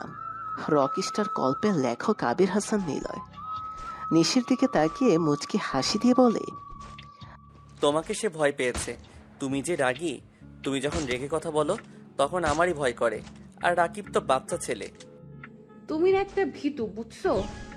তোমারে দিয়ে কিছুই হবে না, কিন্তু তুমি আমাকে হেল্প করবে তো? কি হেল্প? আমাকে নিলয় অবধি পৌঁছে দেবে তো? মানে তাকে ধরতে বা খুঁজে বের করতে হেল্প করবে। কি কি যে বলো, আমি কি করে করব? মাস্তান যেহেতু ইন্টারন্যাশনাল মাস্তানি করে, আমি দেখলে তো জ্ঞান হারাবো। তুমি না আসলে একটা ভীতু। এখন ফুচকা খাও। আবির আর নিশি ফুচকা খেতে থাকে। নিশি আপন মনে ফুচকা খাচ্ছে, কিন্তু আবির যেন ঠিকঠাকভাবে নিঃশ্বাসও নিতে পারছে না। কি করতে এসেছে আর কি করছে ও ঠিক বুঝে উঠতে পারছে না। এসেছিল শহরটাকে নতুনভাবে তার মতো করে তৈরি করতে। আসলে নিশি ঠিকই বলেছিল, নিলয় যে শহরে একবার যায় সেই শহরে নাকি তার রাজত্ব চলে। আবির জানে ঢাকা সিটির অলিতে গলিতে পাতি মাস্তানে ভর্তি। বস্তির ছেলে থেকে শুরু করে নেতার ছেলেরাও টুকিটাকি মাস্তানি করে। আর যারা পেশাদার মাস্তানিতে আছে তারা কেবল কয়েকটা মার্ডার ছাড়া আর কিছুই তেমন করেনি। কিন্তু আবির চাই ইন্টারন্যাশনাল খেলোয়াড় হতে, যে খেলাতে গোল নয়, পেনাল্টি নয়, ছক্কা থাকে না, থাকে লাল তাজা রক্তের নেশাদায়ক গন্ধ, থাকে বুলেটের বিদঘুটে গন্ধ। সেই গন্ধে মিশে থাকে আপনজন হারানোর হাহাকার যন্ত্রণা। এটা ফারার সাথে হয়েছিল। ফারাবি হাসান অয়ন আবিরের বন্ধু। আবির সংক্ষেপে ফারা বলে ডাকত। দুজনেই ছিল মাস্তানি অফ দ্য লিডার। কিন্তু কয়েক মানুষ নামে হিংস্র রক্তখাদক সবকিছু তছনছ করে দিয়েছে।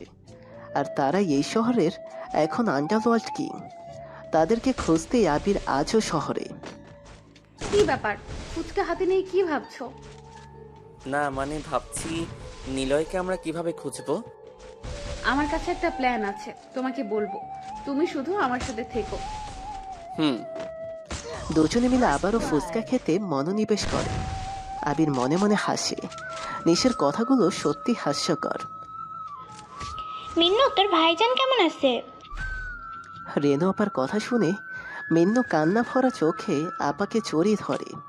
কারণ আবির কয়েকদিন মিন্নুর সাথে কথা বলছে না। অবশ্য এতে মিন্নুরও কিছু করার নেই। মিন্নুর আপার বাড়ি থেকেই বের হয় না, সারাক্ষণ ঘরের মধ্যে লুকিয়ে বসে কাঁদে। তাই সংসার চালানোর জন্য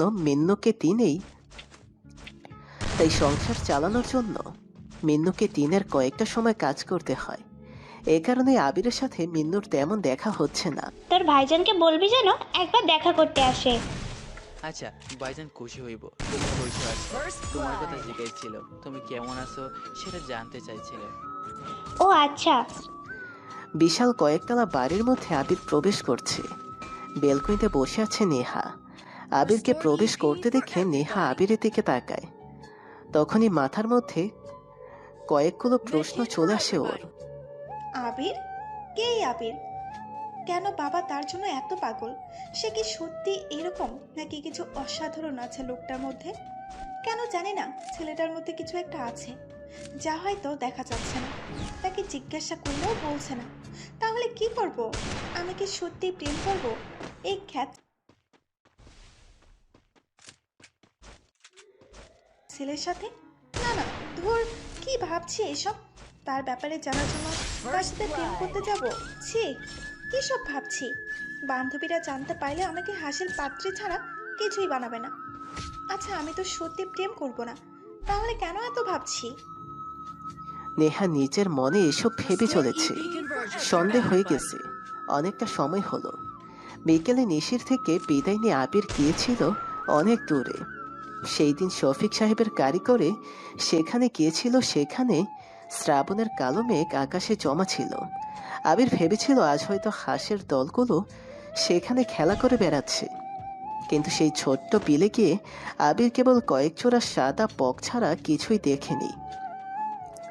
তাই সেখানে কিছু সময় বসে নেহানের বাড়ি ফেরে। আর ফিরতে ফিরতে অনেকটা সময় হয়ে যায়। আবির যখন ঘরের মধ্যে প্রবেশ করবে তখনই দেখে নেহা ওর দিকে তাকিয়ে আছে অপলক হয়ে। আবির একটু থেমে নেহার দিকে তাকাতেই নেহা চোখ সরিয়ে অন্যদিকে তাকায়। আবির আর দাঁড়ায় না, জোরে হেঁটেই চিলেকোঠার ছোট্ট ঘরে চলে আসে। সন্ধ্যা নেমে গেছে, বাইরে হালকা হালকা বৃষ্টির পরিশ্রবণ। আবির ঘরের দরজা আটকে কাঁধ থেকে ব্যাগটা ছুঁড়ে ফেলে বিছানায় গিয়ে বসে। বালিশের নিচে কয়েক প্যাকেট সিগারেট রাখা। আবির প্যাকেট খুলে একটা সিগারেট জ্বালায়। সিলিংয়ের দিকে তাকিয়ে ধোঁয়াগুলো উপরে ছেড়ে দিতে থাকে। কয়েক মিনিট এভাবে স্থির থাকার পর দেয়ালের দিকে চোখ যায় ওর। দেয়ালে একটা পেইন্টিং আঁকা। শফিক সাহেব লগ্নে ফ্রেম বাঁধানো একটি পেইন্টিং করিয়ে রাখে আগে থেকেই। রকস্টার দ্য কিলার গ্রুপ, আবির হাসান নিলয়। পেইন্টিংটা যথেষ্ট বিদঘটে। একটি ছোট্ট লাঠি, সেই লাঠির এক প্রান্তে আঁকা বিশাল একটা জনসমাগম। মানুষগুলো বিশ্রী দেখতে। গায়ের রং কালো, মুখগুলো অস্পষ্ট, মুখ দিয়ে রক্ত বের হচ্ছে। আবির সেই প্রান্তটির নাম দিয়েছে হিংস্রতার দানব। আবির বসা থেকে উঠে দাঁড়ায়, পেইন্টিংয়ের কাছে যায়। পেইন্টিংটা সরাতে দেখে ছোট্ট একটি ড্রয়ারের মতো কিছু একটা, যা আবিরের কথা মতো করানো হয়েছে। আবির সেই ড্রয়ারে হাত প্রবেশ করায়। কয়েকটি পিস্তল আবিরের হাতে অনায়াসেই ধরা দেয়। আবির একটি পিস্তল বের করে নিয়ে এসে বিছানায় বসে। আবিরের প্রিয় একটি পিস্তল, .2.2 ক্যালিবারের G19 পিস্তল, যা আবির সবসময় পায়ের বুলেটের সাথে রেখে দেয়। এটা সবসময় আবিরকে বাঁচিয়েছে। ওর দু পায়ের বুলেটের সাথে এমনভাবে লাগানো থাকে যা আবির ছাড়া আর কেউ দেখতে পায় না। আবির পিস্তলটি হাতে নিয়ে নেড়ে ছেড়ে দেখছে। ঠিক তখনই দরজায় কড়া নাড়ার শব্দ শুনতে পাইও। আবির চমকে ওঠে। এক মুহূর্ত দেরি না করে সিগারেটের প্যাকেটগুলো আবারও ঢেকে দেয়। পিস্তলটি জায়গা মতো রাখতে হবে, তখনই দরজার ওপাশ থেকে শুনতে পায় নিলয় দরজা খোলে। আবির একটু শান্ত হয়। দরজার ওপাশে শফিক সাহেব এসেছেন। আবির পিস্তলটি বিছানা রেখে দরজা খুলে দেয়। শফিক সাহেব দেরি না করে ভিতরে প্রবেশ করে। এ কি, বিছানায় এসব কেন? ও নিলয়, তোমাকে মানা করেছিলাম বাসায় যেন এসব একদমই প্রকাশ না পায়। জানবেও না কেউ। তাহলে এটা বিছানায় কেন? ভাবছি আপনাকে মারবো, তাই এটা বের করেছি। আহ নিলয়, মজা রাখো, যেটা বলতে এসেছি সেটা শোনো। ও শফিক সাহেব আবিরের বিছানায় রাখা বালিশের নিচ থেকে সিগারেটের প্যাকেটগুলো বের করেন। আবির গম্ভীর একটা হাসি দেয়। শফিক সাহেব সিগারেট জ্বালিয়ে কয়েক টান দিয়ে বলে, নিলয়, একটু আগে জানতে পারলাম ওই সিআইডি অফিসার আসলে একজন মেয়ে। সে তোমার ভার্সিটিতেই পড়ে। কি ব্যাপার, কি হয়েছে? জানতে চাইবে না কিভাবে জানলাম? না, আমার প্রয়োজন নেই। সে আমাকে ধরতে পারবে না। শফিক সাহেব একটু শব্দ করে হাসলেন। সিগারেটে কয়েকবার টান দিয়ে হাসি থামিয়ে বললেন, তোমার তো কিছুই দরকার পড়ে না। হয়তো দেখা যাচ্ছে আমার আগেই জেনে ফেলেছো অফিসারটা আবার কে। আচ্ছা ছাড়ো, যে জন্য আসা। আমি যদি তোমার কাছে একটা জিনিস চাই, দেবে? পাওয়ার। কি মানে? নিলয়, রাজনীতি বোঝো তো? এখানে তোমার মতো বুদ্ধিমান লোক দরকার। সত্যি কথা বলতে, আমি তোমার মাধ্যমে রাজনীতি করে প্রকাশ্য পাওয়ার পেতে চাই। আচ্ছা, হয়ে যাবেন। জানি তুমি যেটা বলবে সেটা তো হবেই। বাইরে বৃষ্টি শুরু হয়েছে। চিলেকোঠার ছোট্ট ঘরটাতে দুজন লোক, একজন রক্তের ফেরিওয়ালা, আরেকজন রক্ত দেখার ফেরিওয়ালা। আবির চুপচাপ শফিক সাহেবের পাশে গিয়ে বসে। টুং করে আবিরের ফোনে একটা মেসেজ আসে।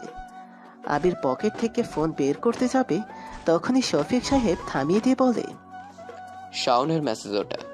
তোমার অর্কের কথা মনে আছে? আবির বিড়বিড় করে নামটা উচ্চারণ করে। গায়ের লোমগুলো যেন দাঁড়িয়ে যায়, মুখের রংটাও যেন হঠাৎ করে পাল্টে গিয়ে রক্তবর্ণ ধারণ করে। ডান হাত মুষ্টিবদ্ধ করে পেছানায় কয়েকবার গিয়ে গদিতে কিল মারতে থাকে। শফিক সাহেব একটু হেসে বলে, মারুফকে আজ খুঁজে পাওয়া গেছে। কিভাবে পেয়েছি সেটা তুমি পরে জানতে পারবে। তবে এটা নিশ্চয়ই তোমার বলতে হবে না যে মারুফকে। অর্কের চামচা মানে ডান হাত। বাকিটা তো জানোই। এবার মেসেজটা সিন করো। মারুফ কোথায় আছে তার ঠিকানা জানতে পারবে। আবির কিছু বলে না, বসা থেকে উঠে দাঁড়ায়। বিছানার বিপরীত পাশে একটি ছোট্ট জায়গা, যেখানে আবিরের সব কাপড়গুলো রাখা আছে। আবির কালো কোট, স্যুট, বুট, মাস্ক পরে নেয়। বিছানায় থাকা পিস্তল আর সেই ছোট্ট ডয়ার থেকে আরও দুটো পিস্তল বের করে। দুপায়ে দুটো কোমরে কোচে নিয়ে আবির দরজা খুলতে যাবে, তখনই শফিক সাহেব বলেন, নিলয়, এত তাড়া কিসের? তোমার এমন অশান্ত লোক দেখতে ভালো লাগে না। তোমার শান্তশিষ্ট ভাবটাই বেস্ট। একটু রেস্ট নাও। বাড়ির কেউ ঘুমায়নি, আর মারুফ পালিয়েও যেতে পারবে না। আর শোনো, তোমার জন্যে এত কিছু কেন করেছি জানো? পাওয়ার। মনে রাখবে কিন্তু এটা। ভালোবাসা দিলে ভালোবাসা পাবে মিস্টার রকস্টার। শফিক সাহেব আরও একটা সিগারেট জ্বালিয়ে ঘর থেকে বের হয়। বাইরে তুমুল বৃষ্টি শুরু হয়েছে। শফিক সাহেব সিঁড়ির ঘরে সিগারেট কয়েক টান দিয়ে তা ফেলে দেয়। মুখ থেকে মাস্ক আর মাথা থেকে কালো টুপি সরিয়ে বাইরে তাকায়। বৃষ্টির বড় বড় ফোঁটার বাধাহীন ছিট ছোট ঘরে প্রবেশ করছে। আবির বাইরে বের হয়। বৃষ্টির মধ্যে ছাদের উপর দাঁড়িয়ে থাকে ও। কে তুই? এত রাতে আমাকে কেন রেখেছিস? রাকিবের গরুগম্ভীর গলার শব্দ শিহাব যেন চমকে ওঠে। বৃষ্টির রাত, পিষ্ঠালা পুরো রাস্তাটা একদম ফাঁকা। ফাঁকা জায়গা ছাড়া ল্যাম্পপোস্টের আলো যেন অন্য কোথাও রং ছাড়াচ্ছে না। দুটো বিপরীত রঙের গাড়ির রাস্তার কয়েক মিনিট পাশে বড় বটগাছের নিচে দাঁড়িয়ে আছে। কালো গাড়িতে রাকিব আর সাদা গাড়িতে শিহাব বসে আছে। দুজনে দরজা খুলে বিপরীতমুখী হয়ে আছে। রাকিবের এমন প্রশ্ন শুনে শিহাব কিছুটা ঘাবড়ে গেল, সামলিয়ে আবার বলে, ভাই আমি শিহাব, নেহার বন্ধু। ও, তুই তাহলে ফোন দিয়ে রেখেছিস? বল কি দরকার?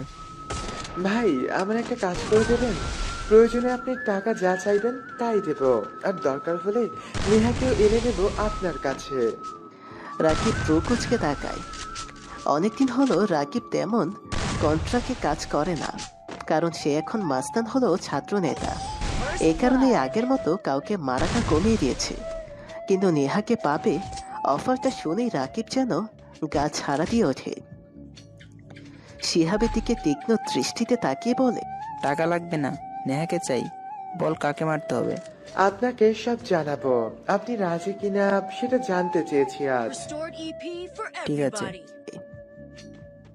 রাকিব চলে যায়। শিহাব মনে মনে হাসে। হাসতে হাসতে শাওনকে একটা ধন্যবাদ দেয়, কারণ শাওনের সরলতার কারণে শিহাব জানতে পারে আবির আসলে কি। আর এই কারণেই সে আবিরকে মারতে চায়, আর রাকিবকে দিয়েই সে আবিরকে মারতে চায়। শাওন কিছুটা চিৎকার দিয়ে বলে। শিহাব একে একাই নিচের মতো করে হাসতে থাকে আর বিড়বিড় করে কী সব বলে। তারপর বাইরে প্রচণ্ড বৃষ্টি হচ্ছে। কালো পোশাক পরে আবির বড় বাড়ি থেকে বের হলো। নেহা কালো কোট পরা লোকটার চলে যাওয়ার দিকে তাকিয়ে আছে। কে লোকটা? আমাদের বাড়ি থেকে এভাবে কেন বের হচ্ছে? চোর? না না, চোর হলে এভাবে তো হেঁটে যাবে না। লোকটার হাঁটার মধ্যে একটা অন্যরকম ভাব আছে, যা সচরাচর চোরদের থাকে না। তাহলে কে? বাড়ির কেউ? বাড়িতে এমন কে আছে? বাবা? দূর, বাবা এভাবে কেন বের হবে? তাহলে কে হবে? আবির? আরে ধুর, আবিরের মতো হাপাগোপা টাইপের খ্যাত লোক এভাবে যাবে নাকি?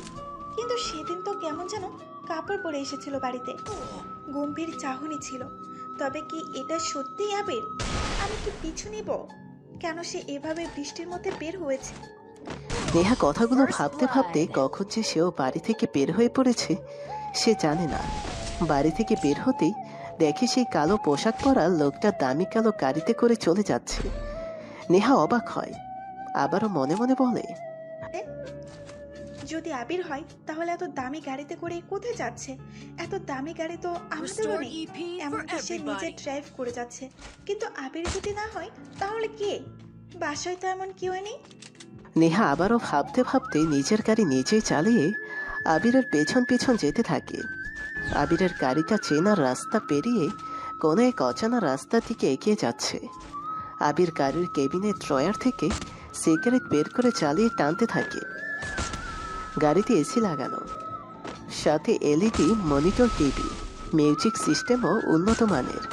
আবির দ্রুত গাড়ি চালাতে থাকে। মুখের রংটা ক্ষণে ক্ষণে পাল্টে যাচ্ছে। কয়েক সেকেন্ডের জন্য আবির মাঝে মাঝে চোখ দুটো বন্ধ করছে, আর তখনই অর্কের মায়া মায়া মুখটার পেছনে থাকা বেইমানের মুখটাও চোখে ভাসতে থাকে। তার সাথে ভাসতে থাকে আরো কয়েকজন চেনা মুখগুলোর প্রতিচ্ছবি। আবির লোকালয় ছেড়ে অনেক দূরে জঙ্গলের দিকে রাস্তায় চলে আসে। পেছনে নেহাও তার গাড়ি চালিয়ে আবিরকে ফলো করতে থাকে। হঠাৎ করে নেহা খেয়াল করে পেছনে আরো একটি গাড়ি। নেহা ব্যাক গ্লাসে তাকিয়ে দেখে সেটাও একটি দামি গাড়ি। নেহা আরো অবাক হয়, এক মুহূর্তের জন্য ভাবতে থাকে, আমি কি এখানে এসে বড় কোনো ভুল করলাম? নেহা আবারও পেছনের গাড়িটার দিকে তাকায়। আরো বেশি অবাক হয়, কারণ আরো একটি গাড়ি পেছনের গাড়িটার পেছনে এগিয়ে আসছে। মানে এই চিকন রাস্তায় পরপর 4টি গাড়ি, যার প্রথমটাতে নেহার অপরিচিত কেউ বসে আছে, আর তার পেছনে নেহার গাড়ি, আর নেহার গাড়ির পেছনে আরো 2টো গাড়ি, যেন কোনো গাড়ি রেসের প্রতিযোগিতা হচ্ছে। আবির আরো কিছু দূর এগিয়ে যেয়ে গাড়িটা রাখে। বিশাল একটি জায়গা, বড় একটি জঙ্গল। সেই জঙ্গলের মাঝখানে ছোট বড় গাছ কেটে ফাঁকা জায়গা করা। সেই জায়গাতে গোল করো অনেকগুলো গাড়ি পার্ক করা। আবির তার গাড়িটা ঠিকমতো পার্ক করে গাড়ি থেকে নামে। নেহাও কিছুটা দূরে তার গাড়ি থামিয়ে গাছের আড়ালে গিয়ে দাঁড়ায়। আবির গাড়ি থেকে নামে। কালো রঙের ছেঁড়া ছেঁড়া স্টাইলের প্যান্ট পরা, মুখে মাস্ক, আর গায়ে লম্বা কালো টোপের সাথে কোট, হাতে একটি পিস্তল। আবির ধীর পায়ে এগিয়ে যাচ্ছে সামনের দিকে। যেখানে নেহা দেখতে পায় মাঝখানে কয়েকজন একই পোশাক পরে দাঁড়িয়ে আছে, আর তাদের সামনে উপুু হয়ে মাটিতে পড়ে আছে একজন ছেলে।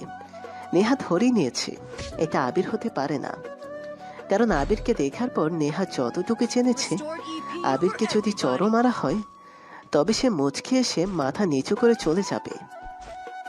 আর যে গাড়ি থেকে নামলো আর আমাদের বাড়ি থেকে বের হলো, তাকে দেখে মনে হচ্ছে সে একজন রিয়েল রকস্টার। লোকটার হাঁটা চলা, হাতে পিস্তল, পোশাক, সব দিক দিয়েই লোকটা ভয়ঙ্কর। কিন্তু কে এই লোকটা?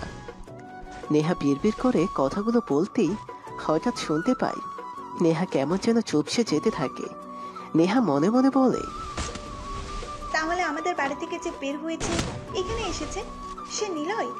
আচ্ছা নিলয় কে? নিলয় কোথায় যেন নামটা শুনেছি।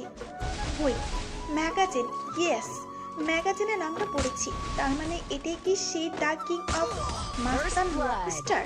কিন্তু সে আমাদের বাড়ি কি করছিল? আর যে নিলয় ভাই বলে ডাকলো, তার কণ্ঠটাও কেমন যেন চেনা চেনা লাগছে, কিন্তু মনে করতে পারছি না কে হবে। নতুন কোনো ছেলে? হ্যাঁ, আশরাফ নাম ছিল ছেলেটার। নতুন এসেছিল ভার্সিটিতে, এরপর কয়েকদিন আর দেখা যায়নি। তার মানে সেও কি নিলয়ের লোক ছিল? নেহার ভাবতে পারে না, বৃষ্টির গতি পেরিয়ে চলেছে। নেহা দেখে নিলয় সেই ছেলেগুলোর সামনে গিয়ে দাঁড়ায়, ধপ করে মাটিতে বসে পড়ে। ওবু হয়ে থাকা ছেলেটার সামনে হাত দিয়ে গলাটা শক্ত করে ধরে টেনে তোলে নিলয়। মহিন। নেহা শুনতে পায় নিলয়ের কণ্ঠ, কিন্তু কেমন যেন অন্যরকম লাগছে। হয়তো মাস্কের কারণে কণ্ঠটা ঠিক ধরতে পারছে না নেহা। নতুন একটি ভয়েস নেহা শুনতে পেয়েছে। ভাইয়া আমাকে মাফ করে দিন, আমি কিছু করিনি। নিলয় কখনো অন্য কাউকে মারে না, যতক্ষণ অবধি নিলয়কে কেউ ক্ষতি না করে। তাহলে ভাইয়া আমাদের ছেড়ে দিতে বলেন, আপনার লোকেরা আমাকে অনেক মেরেছে। যা। ধন্যবাদ ভাইয়া। মহিন বসা থেকে উঠে দাঁড়ায়। পায়ে তার প্রচন্ড ব্যথা অনুভব হওয়াতে আবারও বসে পড়ে। নিলয়ের দিকে হয়ার্থ দৃষ্টিতে তাকায়ও। নিলয় মহিনের দিকে পিস্তলটা এগিয়ে নিতে যাবে, তখনই মহিন নিলয়ের দিকে তাকিয়ে কান্না করে দেয়। মহিন আবারও বলে, ভাইয়া দয়া করে আমাকে ছেড়ে দেন। নিলয় কোনো কথা বলে না, কেবল একটু শব্দ করে হাসিও। সাকিব নামের ছেলেটা মহিনের বাহুতে রড দিয়ে জোরে বাড়ি দেয়। মহিন সাথে সাথে আত্মচিৎকার দিয়ে পড়ে যায়। নিলয়ের দিকে তাকিয়ে কান্না ভরা চোখে কিছু বলতে যাবে, তার আগেই নিলয় বলে, অর্ক, সৌরভ, রাহাত কোথায়? আমি জানি না ভাইয়া, সত্যি জানি না। আপনি যেমন আপনার মুখ মাস্ক দিয়ে ঢেকে রাখেন, কাউকে দেখতে দেন না, তেমনি ওরা তো আপনারই লোক ছিল। ওরাও হচ্ছে কাউকে ওদের মুখ দেখতে দেয় না, হাইড করে রাখে। চুপ শালা, বোকা পাইছিস? তুই অর্কের কাছের লোক, তুই জানবি না? আর এটাও জানি তোরা সবাই এখন ঢাকাতেই আছিস। এখন বল, কোথায় ওরা? ভাইয়া সত্যি বলছি, আমি জানি না। শার্ট করে একটা গন্ডির শব্দ শোনা যায়। মহিমের দেহটা মাটিতে পড়ে যায়। নিলয় বসা থেকে উঠে দাঁড়ায়। ওর সামনে থাকা সাকিব, আশরাফ, হাসান, মেহেদি আর শাওনের দিকে তাকিয়ে গম্ভীর গলাতে বলে, কে গুলি করলো তোদের মধ্যে? সবাই অবাক হয়। নিলয়ের এমন কথা শুনে সবাই একে অপরের দিকে তাকিয়ে থাকে। ওরা সবাই ভাবছে নিলয় মহিনকে গুলি করেছে, আবার নিলয় ভাবছে ওদের মধ্যে কেউ মহিনকে মেরেছে, কিন্তু দুজনের মধ্যে কেউই মহিনকে মারেনি। তোমার কোমরে ওই দিন আমি একটা পিস্তল দেখতে পাই, ওটা কি তোমার? আবিরের কথা শুনে নেহা চুপচাপ বসে থাকে। নেহা তার ভালো লাগার কথাগুলো বলতে চেয়েও পারল না। নেহা চেয়েছিল আবিরকে তার ভালো লাগে, আর ভালো লাগাটা তৈরি হতে হতে অনেক সময়ও লেগেছে। এ কারণে এই কথাগুলো বলতে নেহার ইতস্তত বোধ তৈরি হয়। কি হলো বলো? আসলে ওই দিন রাতে নিলয়ের পিছু নিয়েছিলাম আমি, কিন্তু আরো দুজন লোক তোমার পিছু নিয়েছিল। তার মধ্যে আমার চেনা একজন লোক ছিল যে কিনা নিলয়ের শিকারটাকে মেরে দেয়, আর আমি তাকে দেখে ফেলি। এরপর দুজনের ধাক্কা লাগে, ওর হাত থেকে পিস্তল পড়ে যায়, আর সেটা আমি রেখে দেই নিজের কাছে। ওহ, তা কে ওই লোকটা যার সাথে তুমি ধাক্কা খেয়েছিলে? তুমি তাকে চেনো? রাকিবো। আমি অবাক হয়ে নিলয়ের মতো করেই সেটাও এসেছিল, আর ওই লোকটাকে মেরে চলে যায়। ও, আরেকজন কে ছিল? ঠিক চিনি না আমি। আসলো, ক্যামেরা লাগালো আর চলে গেল। বুঝতেই পারিনি সে কে, তবে এটা মনে হয়েছিল সে মেয়ে একজন। ওকে ধন্যবাদ। না মানে আমাকে সবকিছু বলার জন্য। দুজন আবারও চুপ হয়ে যায়। আকাশে মেঘের ছড়াছড়ি, বৃষ্টি এলো বলে। আবির আবারও নিচের দিকে। আবির, তোমাকে একটা কথা বলি। বলো। আচ্ছা, আগে একটা প্রশ্ন করি, তুমি কি কাউকে ভালোবাসতো কোনোদিন? না, ভালোবাসা আর আমি?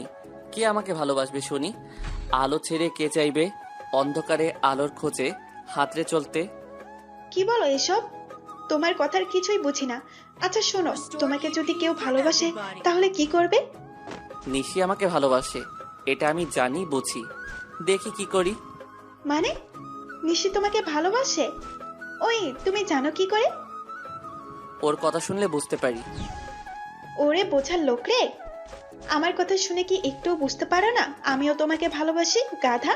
শেষের কথাটা নেহা আস্তে করে বলে। আবির নেহার দিক থেকে চোখ নামিয়ে নেয়। আবির বলে, তুমি কি যেন বলবে বলেছিলে? না থাক, বলবো না। আসলে আবিরের ফোনটা বেজে ওঠে। স্ক্রিনে তাকিয়ে রাখে সাজিদের ফোন কল। আবির আর দাঁড়ায় না, বসা থেকে উঠে দাঁড়ায়। নেহার দিকে তাকিয়ে বলে, ভিতরে যাও, বৃষ্টি আসবে মনে হয় খুব জোরে। আবির কোনো উত্তর দেয় না, হরণ করে বাড়ি থেকে বের হয়ে যায়। নির্দিষ্ট ঠিকানায় সাজিদের সাথে দেখা করতে আসে আবির। সাজিদ সিম্পল ভাবে চলে এসেছে, আবিরও সাধারণ ভাবে। সাজিদ বলতো, কি রে, কি কারণে ডেকেছিস? তোর মনে আছে কেন তুই জেলখানাতে এসেছিলি? মনে থাকবে না কেন কাদা? নিজে সৎমাকে মেরে চলে আসি জেলে, ওখানে যে তোর সাথে পরিচয়, কিন্তু আমরা আজও জানলাম না তুই কেন জেলে এসেছিলি। জানবি। শোন, আমি এ শহর ছেড়ে চলে যাব অনেক দূর। আজ রাতে কয়েকজনকে তার নিজের ঠিকানায় পাঠাবো। শহর থেকে রক স্টারের গল্পটা শেষ করতে চাই। অর্ক, রাহাত, সৌরভ আর শাইনের লোকজন, তুই ব্যাপারটা দেখিস। সাজিদ, আবির চিৎকার দিয়ে ওঠে। বৃষ্টি শুরু হয়ে গেছে। ছোট্ট জঙ্গল মতো জায়গা। হুট করেই কয়েকজন লোক মুখে রুমাল বেঁধে আবিরদের ওখানে আসে। আবির কিছু বোঝার আগেই সাজিদের মাথায় জোরে কেউ পেছন থেকে মারে। আবির সাজিদকে ধরতে যাবে, তখনই আরো কেউ একজন আবিরের মাথায় জোরে লোহার রড দিয়ে বাড়ি মারে। দুজন লোক মুখ থুবড়ে মাটিতে পড়ে যায়। কোনো সারা শব্দ নেই। মুখে রুমাল বাঁধা ছেলেগুলোর মধ্যে একজন রুমাল খুলে বলে, দোস্ত শিহাব, দুজনকে এখানেই মারি? এত সহজে এখানে পাবো আশা করিনি। কত প্ল্যান করলাম সেই দুপুর থেকে, আর দেখ বেটাকে এখন পেয়ে গেলাম। কিন্তু সাথে এই লোকটা কে? চেনা চেনা লাগছে। আহ, বেশি কথা না বলে হাত পা বেঁধে ফেল।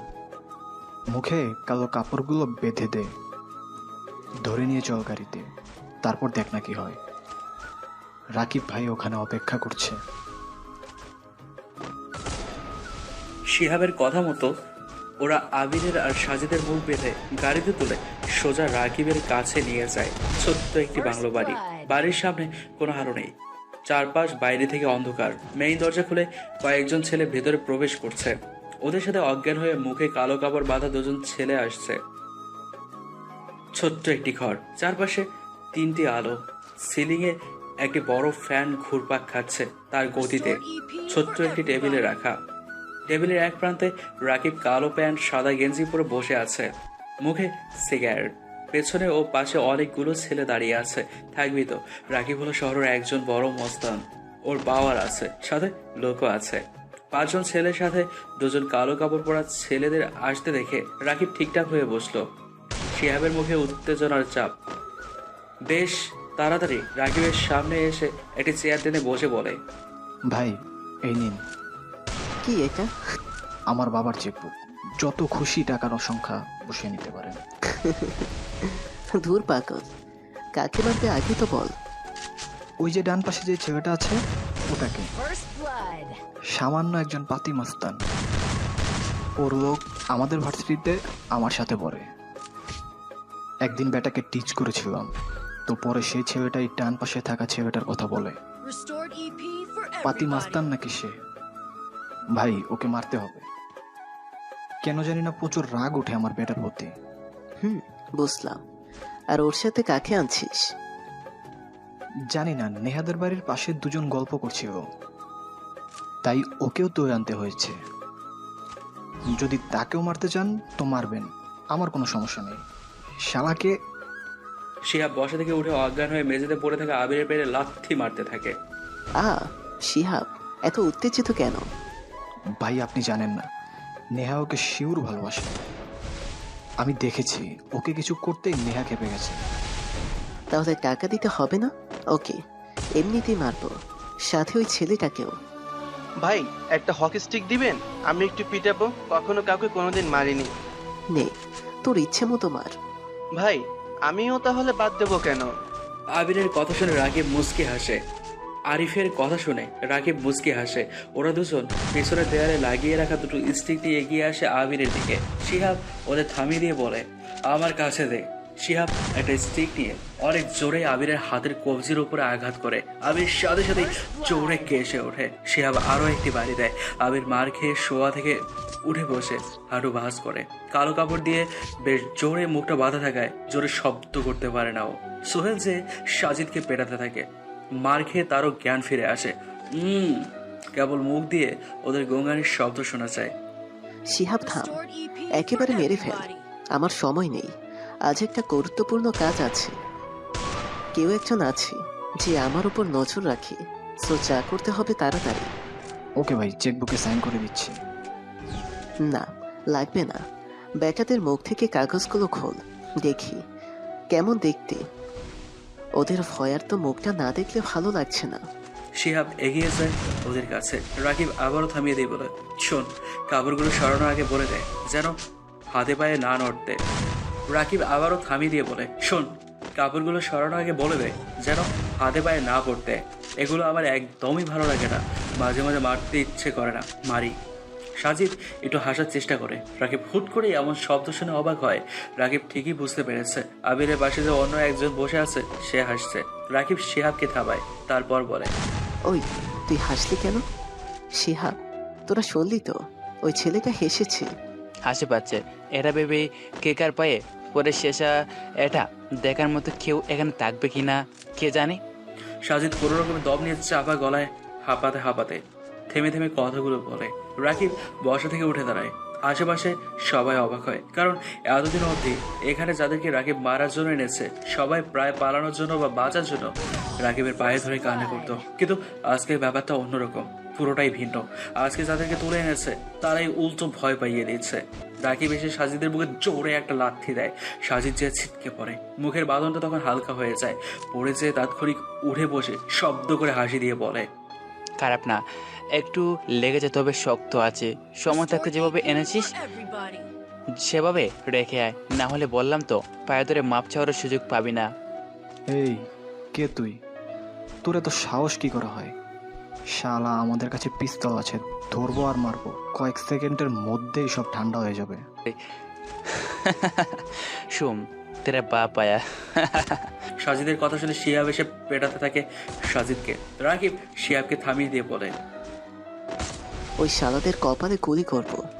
আগে ওদের দেখি কোন পাপ এসেছে, লাশগুলো রাস্তার পাশে ফেলে আসবি। রোজ কুকুর এসে খাবলে খেয়ে যাবে। আরিফ খুলে দে। শিহাব রাকিবের পাশে যেয়ে দাঁড়ায়। আরিফ ধীর পায়ে এগিয়ে এসে প্রথমে সাজিদের মুখ থেকে কাপড় খুলে দেয়। সবাই ওদের দিকে তাকিয়ে আছে। রাকিব হা হয়ে যায়। সাজিদের মাথা থেকে তাজা রক্তের ফোঁটা কপাল বেয়ে চুইয়ে চুইয়ে পড়ছে। শিহাব হকি স্টিক দিয়ে সাজিদকে মারতে যাবে, তখনই রাকিব চিৎকার দিয়ে ওঠে শিহাবকে থামায়। ওই তারা, ভাইয়া আপনি? ভাইয়া সরি, আমি ভুল হয়ে গেছি ভাইয়া, ওরাও ভুল করেছে। আসলে আপনাকে চিনতে পারিনি, কিন্তু ওরা আপনাকে কিভাবে আনলো বুঝতে পারছি না। ভাই এসব কি বলছেন? কুত্তার বাচ্চাদের এখনই মেরে দেন। ওই শালা, তুই কাদের তুলে আনছিস? কেন? ওর মুখের কাপড় খুলে দে। রাকিবের কথা শুনে সবাই অবাক হলো। চুপচাপ সাজিদের পাশে থাকা ছেলেটার মুখের ওপর থেকে কাপড়টা সরিয়ে দেয় সোহেল। ঘাড় নিচু করে হাত বাঁধা অবস্থায় বসে আছে ছেলেটা। রাকিব দাঁড়িয়ে থাকায় মুখটা দেখতে পাচ্ছে না। সবাই উৎসুক হয়ে মাথা নিচু করে থাকা ছেলেটার দিকে তাকিয়ে আছে। মাথা নিচু করে থাকা ছেলেটা খুব ধীরে ধীরে ঘাড় সোজা করে মুখ উপরে তুলতে থাকে। যখন মুখ উপরে তুলে চোখ মেলে তাকিয়ে মুচকি হাসতে থাকে, তখন রাকিব যেন ছিটকে দূরে সরে যায়। শিহাব, সোহেল আর আরিফ রাকিবের দিকে অবাক চোখে তাকিয়ে থাকে। শিহাব প্রশ্ন করে, ভাই কি হয়েছে, এভাবে সরে গেলেন কেন? ভাই মারেন ওদের কি, আজ বুঝিয়ে দিন ওদের আপনি কতটা ভয়ঙ্কর। রাকিব শিহাবের গালে এসে কষে চড় দেয়। রাকিবের এমন আচরণে অনেকেই অবাক হয়। সবাই জানে এখানে রাকিবের সব, তাই রাকিবের এমন আচরণে সবাই অবাক হয়। শিহাব গালে হাত দিয়ে রাকিবের দিকে তাকিয়ে থাকে। রাকিব সাথে সাথে হাঁটু ভাঁজ করে ওদের সামনে বসে মাথাটা নিচু করে নিয়ে বলে, নিলয়, আমি জানি তোর কাছে ফুলের কোনো ক্ষমা নেই। তুই যেটা করিস তা হেবেই করিস। তোর কাছে শত্রুতা কখনো বেঁচে থাকে না। তোর কাছে ফুল করলে তুই দ্বিতীয়বার কোনো সুযোগ দিস না। তুই শিখেছিলি এখানে ফুলের কোনো পরের বার সুযোগ থাকে না। তবু তোকে বলছি, আমি জানতাম না ওরা তোকেই তুলে আনবে। আমি সত্যি জানতাম না নেহা তোকে ভালোবাসে। ওদের যা ইচ্ছে কর, কিন্তু আমাকে ছেড়ে দে। রাকিবের ভয়ার্ত মুখটার দিকে সবাই হা হয়ে তাকিয়ে আছে। শিহাবের অবাকতার পরিমাণ বেশি, অনেক বেশি। শিহাব, সোহেল আর আরিফ ভাবার মতো তাকিয়ে আছে। ওরা তিনজন একই সাথে ভাবতে থাকে, কি হচ্ছে এগুলো? এমন একটা পাতি মাস্তান রাধার মার্কার ছেলের কাছে রাকিবের মতো একজন মাস্তান কিভাবে মাথা নিচু করে বসে মিনমিন করে? আবিরের মতো খ্যাত ছেলের কাছে উনি কেন চুপ হয়ে গেল? কি হয়েছে ওনার? তারপর, ভাই আপনি এমন করছেন কেন? এই সামান্য একটা হাদা মার্কা ছেলের কাছে আপনি এমন বিহেভ করছেন কেন? শিহাবের কথা শুনে রাকিব রাগি চোখে তাকায়। তারপর কিছুক্ষণ চুপ থেকে শিহাবকে বলে, সাজিদ ভাইকে চিনিস? শহরের মেয়র। আর তার থেকে বড় কথা, সে নিলয়ের বন্ধু। নিলয়কে চিনিস? নাম শুনেছিস কখনো? দেখেছিস তাকে? নাম শুনেছি, কিন্তু দেখিনি। যতদূর জানি নাম শুনেই সবাই চুপ হয়ে যায়, আর তাকে দেখলে কি হবে কে জানে। কিন্তু আপনি কেন এসব বলছেন? আগে আবিরকে মারেন, তারপর দেখা যাবে। আর সাজিদ ভাইকে না হয় টাকা দিয়ে চুপ করিয়ে দেব।